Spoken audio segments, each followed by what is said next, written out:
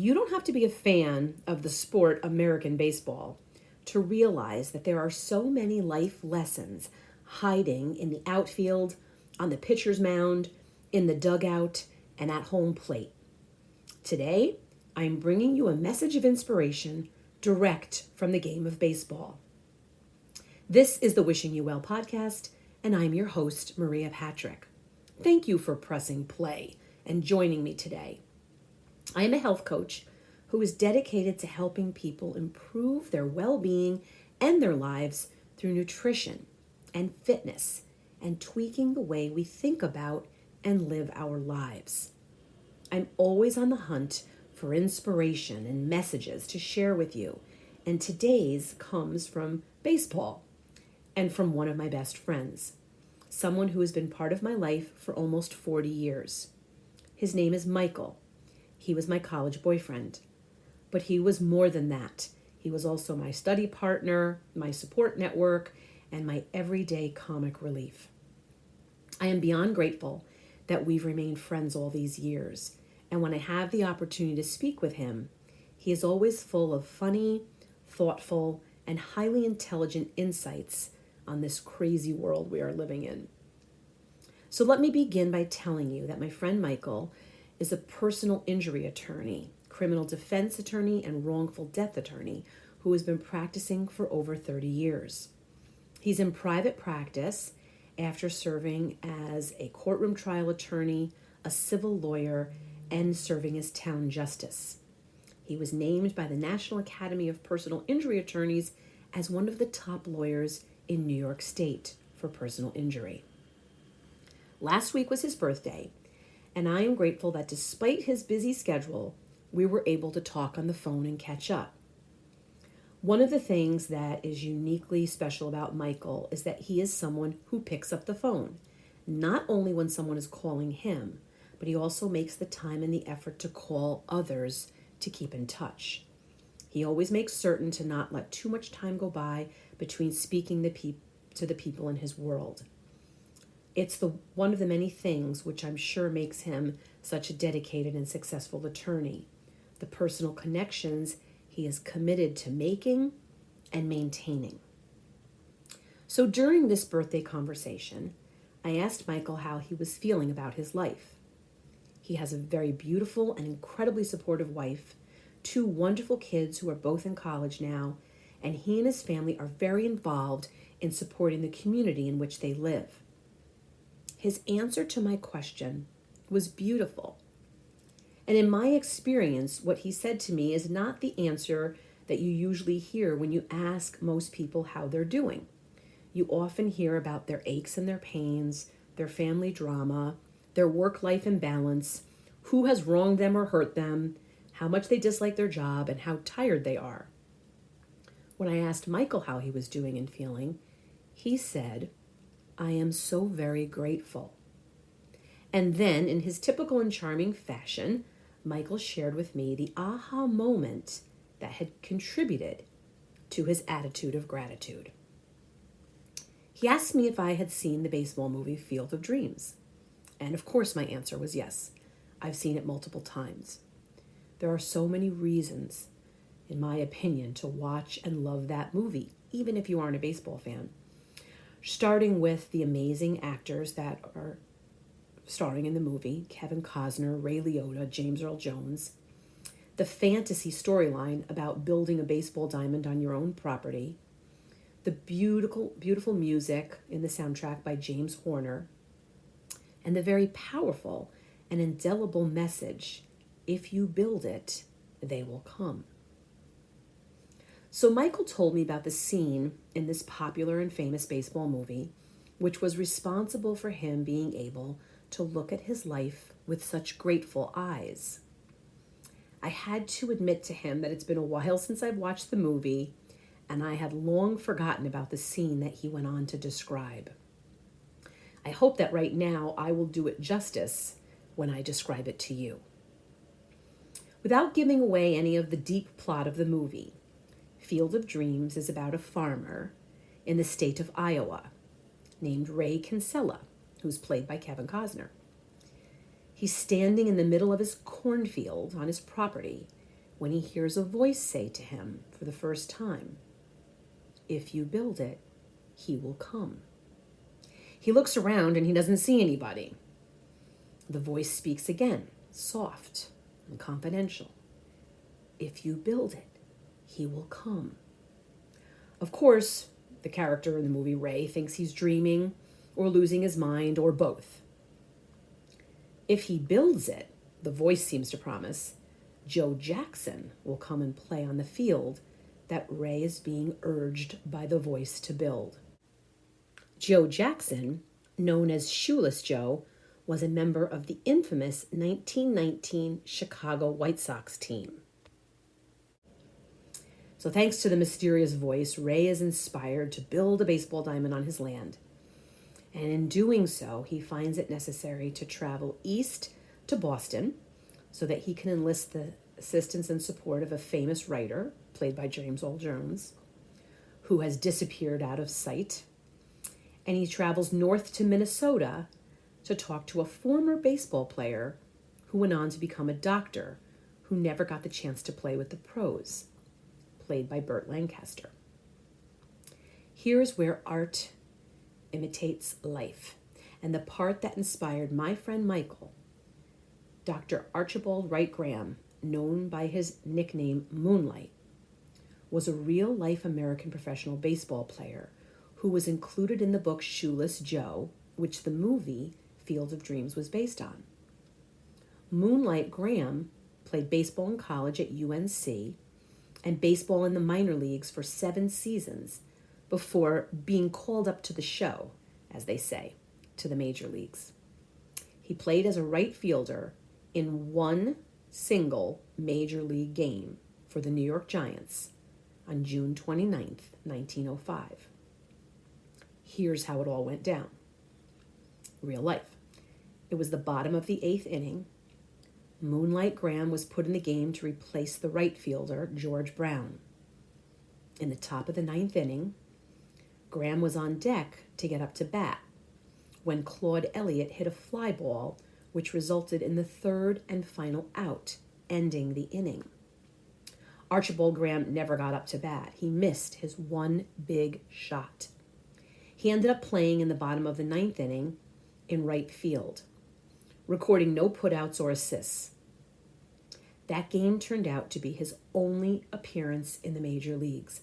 His first appearance in the MLB was his last appearance in the MLB. Same game on the same day. Archibald Graham returned to medical school at the University of Maryland. He earned his degree and went on to practice medicine for 50 years in his hometown. In the movie, the character Ray travels back in time to visit Dr. Graham. He asks Moonlight Graham about the one inning in that one game that he got to play in the majors. Moonlight tells Ray that when he realized his career in Major League Baseball was over on that day, he couldn't bear the thought of going back down to the minor leagues, so he decided to hang it all up. He asks Ray, "What would make you travel all the way here from Iowa to ask me about a game that happened 50 years ago?" Ray said that he wanted to know what it was like during that one and only game. And Moonlight told him, and I quote, "It was like coming as close as an inch to your dreams and then watching them brush past you like a stranger in the crowd." He goes on to say that he thought at the time that there would be other days, but that ended up being the only day. He said he never got to bat in the major leagues and that his big wish is that he would have liked to have that chance just once to stare down a big league pitcher, to stare him down, and just as he goes into his windup, make him think that I knew something that he doesn't. That's what I wish. For the chance to squint to a sky so blue that it hurts your eyes just to look at it, to feel the tingling in your arm as you connect with the ball, to run the bases, to turn your double into a triple and flop face first into third and wrap your arms around the bag.